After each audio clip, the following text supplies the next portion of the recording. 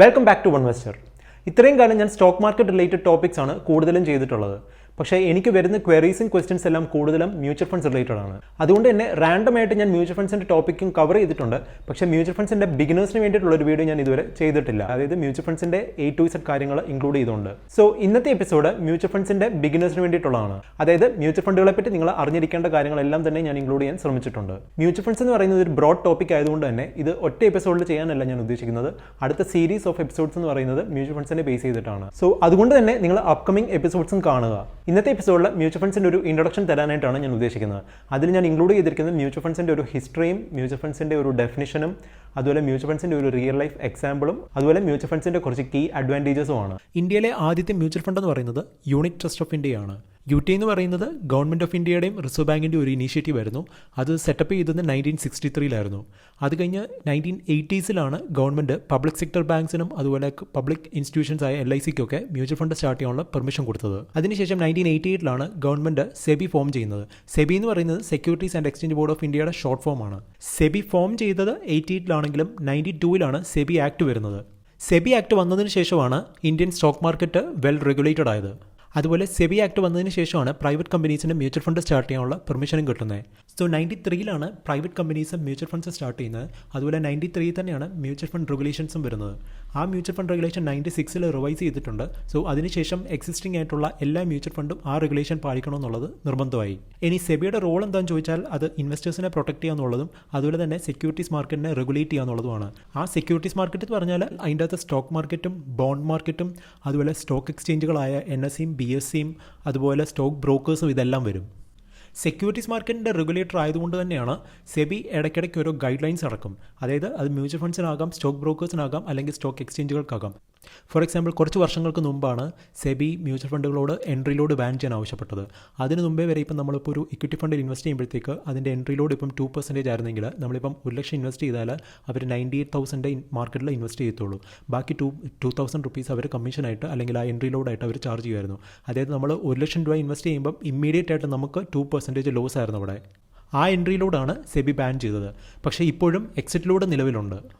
അതുപോലെ മറ്റൊരു എക്സാമ്പിളാണ് 2017 സെബി മ്യൂച്വൽ ഫണ്ട് കമ്പനികളോടെല്ലാം അവരുടെ എക്സിസ്റ്റിംഗ് സ്കീംസ് എല്ലാം റീകാറ്റഗറൈസ് ചെയ്യാനായിട്ട് ആവശ്യപ്പെട്ടു. അതിനുവേണ്ടി ഒരു സർക്കുലർ ഇറക്കിയിട്ടുണ്ടായിരുന്നു, mutual fund categorisation and rationalisation എന്ന് പറഞ്ഞിട്ട്. അതിൻ്റെ അകത്ത് ഇൻവെസ്റ്റേഴ്സിനെ പ്രൊട്ടക്ട് ചെയ്യാൻ വേണ്ടിയിട്ടുള്ള കുറേ ഗൈഡ് ലൈൻസ് മെൻഷൻ ചെയ്തിട്ടുണ്ടായിരുന്നു. ഫോർ എക്സാമ്പിൾ അതിൻ്റെ അകത്ത് ക്ലിയർലി മെൻഷൻ ചെയ്തിട്ടുണ്ടായിരുന്നു ലാർജ് ക്യാപ് കമ്പനീസ് ഏതാണ്, മിഡ് ക്യാപ് കമ്പനീസ് ഏതാണ്, സ്മോൾ ക്യാപ് കമ്പനീസ് ഏതാണെന്നുള്ളത്. ആ സർക്കുലർ വരുന്നതിന് മുമ്പേ മ്യൂച്വൽ ഫണ്ട് കമ്പനികൾ ചെയ്തുകൊണ്ടിരുന്നതെന്ന് പറഞ്ഞാൽ അവർ സ്മോൾ ക്യാപ് ഫണ്ട് എന്ന് പറഞ്ഞ് ഒരു സ്കീമിന് പേരിടും. പക്ഷേ അവർ ആക്ച്വലി ഇൻവെസ്റ്റ് ചെയ്യുന്നത് ലാർജ് ക്യാപ്പിലായിരുന്നു. അതുപോലെ അവരോരോ ഫണ്ടിനും പേരിട്ടുകൊണ്ടിരുന്നത് ഫാൻസി പേരുകളായിരുന്നു. അതായത് നമ്മൾ ഇൻവെസ്റ്റേഴ്സിനെ അട്രാക്ട് ചെയ്യുന്ന രീതിയിലാണ് അവർ പേരിട്ടുകൊണ്ടിരുന്നത്. അതിൻ്റെ ഒരു എക്സാമ്പിളാണ് ICICIയുടെ വാല്യൂ ഡിസ്കവറി ഫണ്ട് എന്ന് പറയുന്നത്. ആ സ്കീമിൻ്റെ പേര് കേൾക്കുമ്പോൾ നമുക്ക് ആദ്യം തോന്നുന്നതെന്ന് പറഞ്ഞാൽ അവർ ഇൻവെസ്റ്റ് ചെയ്യുന്നത് ഫ്യൂച്ചർ മൾട്ടി ബാഗേഴ്സിലായിരിക്കും എന്നുള്ളതാണ്. പക്ഷേ ആക്ച്വലി അവർ ഇൻവെസ്റ്റ് ചെയ്തുകൊണ്ടിരുന്നതെന്ന് പറഞ്ഞാൽ വലിയ കമ്പനീസ് തന്നെയായിരുന്നു. ആ സർക്കുലറിൽ പറഞ്ഞിട്ടുള്ള നിങ്ങൾ അറിയേണ്ട ബാക്കി കാര്യങ്ങൾ ഞാൻ അപ്കമിങ് എപ്പിസോഡിൽ പറയുന്നതായിരിക്കും. ഇനി നമുക്ക് മ്യൂച്വൽ ഫണ്ട്സിൻ്റെ ഡെഫിനിഷൻ എന്താണെന്ന് നോക്കാം. മ്യൂച്വൽ ഫണ്ട്സിനെ സെബി ഡിഫൈൻ ചെയ്തിരിക്കുന്നത് ഇങ്ങനെയാണ്: mutual fund is a mechanism for pooling money by issuing units to the investors and investing funds in securities in accordance with the objectives as disclosed in the offer document. ഇത് കേൾക്കുമ്പോൾ കുറച്ച് confusing ആയിട്ട് തോന്നും. So ഞാൻ അതൊന്നുകൂടെ explain ചെയ്ത് തരാം.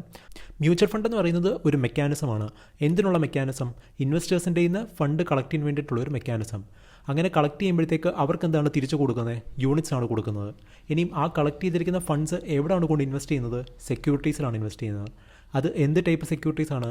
ആ securities എന്താണെന്നുള്ളത് ഓരോ ഫണ്ടിൻ്റെയും ഓഫർ ഡോക്യുമെൻ്റ് അത് പറഞ്ഞിട്ടുണ്ടായിരിക്കും. ഇനി നിങ്ങൾ ആ ഡെഫിനേഷൻ ഒന്നുകൂടെ വായിക്കുമ്പോഴത്തേക്ക് കുറച്ചും കൂടെ മനസ്സിലാകും. Mutual fund is a mechanism for pooling money by issuing units to the investors and investing funds in securities in accordance with the objectives as disclosed in the offer document. Mutual ഫണ്ടിൻ്റെ ഒരു real life example അല്ലെങ്കിൽ ഒരു comparison എന്ന് പറഞ്ഞാൽ ഇങ്ങനെ വരും. Suppose നിങ്ങൾ real എസ്റ്റേറ്റിൽ ഇൻവെസ്റ്റ് ചെയ്യാൻ താല്പര്യമുള്ള ഒരാളാണെന്ന് വിചാരിച്ചു. പക്ഷേ നിങ്ങൾ 2 പ്രോബ്ലംസാണ് ഫേസ് ചെയ്യുന്നത്.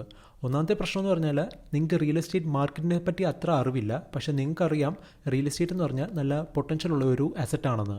അതുപോലെ രണ്ടാമത്തെ പ്രശ്നം എന്ന് പറഞ്ഞാൽ നിങ്ങൾക്ക് ഇൻവെസ്റ്റ് ചെയ്യാൻ പറ്റുന്ന മാക്സിമം എമൗണ്ട് എന്ന് പറയുന്നത് 10 lakh rupees ആണ്. പക്ഷേ നിങ്ങൾക്കറിയാം നല്ലൊരു പ്രോപ്പർട്ടിയോ വീടോ വാങ്ങിക്കണമെന്നുണ്ടെങ്കിൽ മിനിമം 1 crore എങ്കിലും വേണമെന്നുള്ളത്. അപ്പോൾ നിങ്ങൾ എന്താ ചെയ്തതെന്ന് വെച്ചാൽ നിങ്ങളെപ്പോലുള്ള 9 ഇൻവെസ്റ്റേഴ്സിനെ കണ്ടുപിടിക്കുകയാണ്. അപ്പോൾ നിങ്ങളെല്ലാവരും തന്നെയും 10 lakh rupees വെച്ചിട്ട് ഇൻവെസ്റ്റ് ചെയ്യുകയാണ്. അങ്ങനെ നിങ്ങൾ 10 പേര് ചേർന്ന് 1 കോടി രൂപയാണ് കളക്ട് ചെയ്തിരിക്കുന്നത്. അഗെയിൻ നിങ്ങളുടെ കോമൺ പ്രശ്നം എന്ന് പറഞ്ഞാൽ നിങ്ങൾക്ക് റിയൽ എസ്റ്റേറ്റ് മാർക്കറ്റിനെ പറ്റി അത്ര അറിവില്ല. പക്ഷേ നിങ്ങൾക്ക് എല്ലാവർക്കും അറിയാം റിയൽ എസ്റ്റേറ്റ് എന്ന് പറഞ്ഞാൽ നല്ലൊരു പൊട്ടൻഷ്യലുള്ള ഏരിയ ആണെന്ന്. അപ്പോൾ നിങ്ങളെന്താ ചെയ്തതെന്ന് വെച്ചാൽ റിയൽ എസ്റ്റേറ്റിൽ നല്ല അറിവുള്ള ഒരാളെ കണ്ടുപിടിച്ചിട്ട് നിങ്ങൾ കളക്ട് ചെയ്ത ഫണ്ട് പുള്ളി ഏൽപ്പിക്കുകയാണ് മാനേജ് ചെയ്യാനായിട്ട്. പകരം നിങ്ങൾ ആനുവലി 2% ആണ് കമ്മീഷൻ വാഗ്ദാനം ചെയ്തത്. അങ്ങനെ നിങ്ങൾ കളക്ട് ചെയ്ത 1 കോടി രൂപയും ആ ഫണ്ട് മാനേജറിനെ ഏൽപ്പിക്കുകയാണ്. ആ ഫണ്ട് മാനേജർ അതൊരു പ്രോപ്പർട്ടിയിൽ കൊണ്ടുപോയി ഇൻവെസ്റ്റ് ചെയ്തു. അങ്ങനെ ആദ്യത്തെ വർഷം കടന്നുപോയി, രണ്ടാമത്തെ വർഷം കടന്നുപോയി, മൂന്നാമത്തെ വർഷം ആ പ്രോപ്പർട്ടി ആ ഫണ്ട് മാനേജർ 2 കോടി രൂപയ്ക്കാണ് വിറ്റത്. അങ്ങനെ നിങ്ങളുടെ ഫണ്ടിൻ്റെ വാല്യൂ ഇപ്പം 2 കോടി രൂപയിൽ എത്തിയിരിക്കുകയാണ്. സോ നിങ്ങളെല്ലാവരും കൂടെ തീരുമാനിക്കുകയാണ് ആ ഫണ്ട് അങ്ങ് ക്ലോസ് ചെയ്യാമെന്നുള്ളത്. സോ ഓരോരുത്തർക്കും അവരുടെ ഷെയർ വീതിച്ച് കൊടുക്കുക എന്നുള്ളതാണ് പിന്നെ ഫണ്ട് മാനേജർ ചെയ്യുന്നത്. ആദ്യത്തെ വർഷം ഫണ്ടിൻ്റെ വാല്യൂ 1 കോടി രൂപയായിരുന്നു. രണ്ടാമത്തെ വർഷം ഫണ്ടിൻ്റെ വാല്യൂ 1 കോടി രൂപ തന്നെയായിരുന്നു. മൂന്നാമത്തെ വർഷം ആയപ്പോഴാണ് ഫണ്ട് മാനേജർ ആ പ്രോപ്പർട്ടി വിൽക്കുന്നത്. അപ്പോൾ മൂന്നാമത്തെ വർഷം ഫണ്ടിൻ്റെ വാല്യൂ 2 കോടി രൂപ എത്തി. അപ്പോൾ ഫണ്ട് മാനേജറിൻ്റെ കമ്മീഷൻ കാൽക്കുലേറ്റ് ചെയ്യുന്നത് ഇങ്ങനെ ആയിരിക്കും. ആദ്യത്തെ വർഷം 2 ലക്ഷം രൂപ, രണ്ടാമത്തെ വർഷം 2 ലക്ഷം രൂപ, മൂന്നാമത്തെ വർഷം 4 ലക്ഷം രൂപയാണ് പുള്ളിയുടെ കമ്മീഷൻ. അങ്ങനെ ടോട്ടൽ 8 ലക്ഷം രൂപയാണ് പുള്ളിക്ക് കമ്മീഷനായിട്ട് കൊടുക്കുന്നത്. സോ മൂന്നാമത്തെ വർഷം നിങ്ങൾ ആ ഫണ്ട് ക്ലോസ് ചെയ്യാൻ പോകുമ്പോഴത്തേക്ക് ആ 8 ലക്ഷം രൂപ മൈനസ് ചെയ്തിട്ട് ബാക്കിയാണ് നിങ്ങൾക്ക് വീതിച്ച് കിട്ടുന്നത്. സോ 2 കോടിയിൽ നിന്ന് 8 ലക്ഷം രൂപ പോയിട്ട് ബാക്കി 1.92 ലാക്സ് ആണ് നിങ്ങൾ 10 പേർക്കായിട്ട് വീതിച്ച് കിട്ടുന്നത്. അതായത് ഓരോരുത്തർക്കും 19.2 ലാക്സ് വീതമാണ് കിട്ടുന്നത്. ഇങ്ങനെ ചെയ്തപ്പോൾ നിങ്ങൾക്ക് കിട്ടിയ അഡ്വാൻറ്റേജസ് എന്ന് പറഞ്ഞാൽ ഇതൊക്കെയാണ്. നിങ്ങൾക്ക് പേഴ്സണലി അഫോർഡ് ചെയ്യാൻ പറ്റാത്ത ഒരു പ്രോപ്പർട്ടി നിങ്ങളെല്ലാവരും കൂടെ ചേർന്നപ്പോഴത്തേക്ക് അഫോർഡ് ചെയ്യാൻ പറ്റി. അതുപോലെ നിങ്ങൾക്ക് അറിവില്ലാത്ത ഒരു ഫീൽഡിൽ പക്ഷേ താല്പര്യമുള്ള ഫീൽഡിൽ ഇൻവെസ്റ്റ് ചെയ്യാൻ നിങ്ങളെ സഹായിക്കുകയും ചെയ്തു. രണ്ടാമത്തെ കാര്യം എന്ന് പറഞ്ഞാൽ ഫണ്ട് മാനേജ്മെൻ്റ് ആണ്. കാരണം നിങ്ങൾക്കറിയാം ഒരു പ്രോപ്പർട്ടി വാങ്ങിക്കാനും വിൽക്കാനും കുറേ പ്രൊസീജിയറും ഫോർമാലിറ്റീസും ഉണ്ട്. സോ നിങ്ങൾക്ക് വേണ്ടിയിട്ട് അതെല്ലാം മറ്റൊരാളാണ് ചെയ്യുന്നത്. അതിനെപ്പറ്റി ഒന്നും നിങ്ങൾക്ക് ബോധർ ചെയ്യേണ്ട ആവശ്യമില്ല. ഇതുപോലെ തന്നെയാണ് മ്യൂച്വൽ ഫണ്ടും വർക്ക് ചെയ്യുന്നത്. അതുകൊണ്ട് തന്നെ ഈ പറഞ്ഞ 2 അഡ്വാൻറ്റേജസ് ആണ് മെയിൻലി മ്യൂച്വൽ ഫണ്ടിനും ഉള്ളത്. പക്ഷേ മ്യൂച്വൽ ഫണ്ടിന് ഇതിൽ കൂടുതൽ അഡ്വാൻറ്റേജസ് ഉണ്ട്. അത് ഞാൻ എൻ്റെ അപ്കമിങ് എപ്പിസോഡിൻ്റെ അകത്ത് പറയുന്നതായിരിക്കും. ഇതാണ് മ്യൂച്വൽ ഫണ്ടിൻ്റെ ഒരു എക്സാമ്പിൾ എന്ന് പറയുന്നത്. നിങ്ങൾക്ക് സ്ക്രീനിൽ നോക്കുമ്പോൾ കാണാൻ പറ്റും ഇതൊരു പുതിയ ഫണ്ട് ഓഫറാണ്. അതുകൊണ്ട് തന്നെ ഇവർ സ്പെസിഫൈ ചെയ്തിരിക്കുന്ന ആ സമയത്ത് മാത്രമേ ഇവർ യൂണിറ്റ്സ് ഇപ്പം കൊടുക്കത്തുള്ളൂ. അപ്പം നിങ്ങൾക്ക് കാണാൻ പറ്റും ഡിസംബർ 6-ാം തീയതിയാണ് സ്റ്റാർട്ട് ചെയ്തിരിക്കുന്നത്. 20-ാം തീയതി വരെയാണ് അലോട്ട് ചെയ്യുന്നത്. അതായത് 20-ാം തീയതി വരെ ആർക്ക് വേണേലും ഈ ഫണ്ടിൻ്റെ അകത്ത് കൊണ്ടുപോയി ഫ്രഷ് ആയിട്ട് ഇൻവെസ്റ്റ് ചെയ്യാം. അപ്പം ഒരു യൂണിറ്റിന് 10 രൂപ വെച്ചിട്ടാണ് അവർ വിൽക്കുന്നത്. അത് കഴിഞ്ഞിട്ട് 30-ാം തീയതി ആകുമ്പോഴത്തേക്ക് ഇൻവെസ്റ്റ് ചെയ്ത ആൾക്കാർക്കെല്ലാം അവർ യൂണിറ്റ്സ് അലോട്ട് ചെയ്യും. പിന്നെ 31-ാം തീയതി പുതിയ ഇൻവെസ്റ്റേഴ്സിന് വീണ്ടും ഇൻവെസ്റ്റ് ചെയ്യാം. പക്ഷേ അന്നേരം ഇൻവെസ്റ്റ് ചെയ്യുമ്പോഴത്തേക്ക് ഓരോ യൂണിറ്റിൻ്റെ പ്രൈസ് എന്ന് പറയുന്നത് 10 രൂപയായിരിക്കത്തില്ല. അന്നത്തെ ക്ലോസിംഗ് പ്രൈസ് എത്ര ആയിരിക്കുമോ അതായിരിക്കും. അതിനാണ് NAV എന്ന് പറയുന്നത്.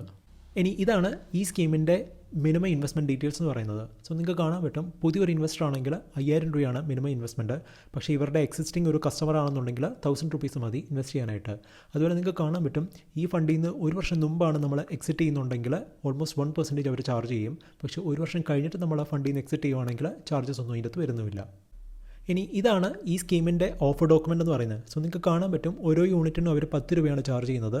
ആ ന്യൂ ഫണ്ട് ഓഫർ ക്ലോസ് ചെയ്ത് കഴിയുമ്പോഴത്തേക്ക് അതിൻ്റെ NAV-യിലായിരിക്കും അവർ പുതിയ യൂണിറ്റ്സ് വിൽക്കുന്നത് എന്നുള്ളതുമാണ് അതിൻ്റെ അകത്ത് അവർ മെൻഷൻ ചെയ്തിരിക്കുന്നത്.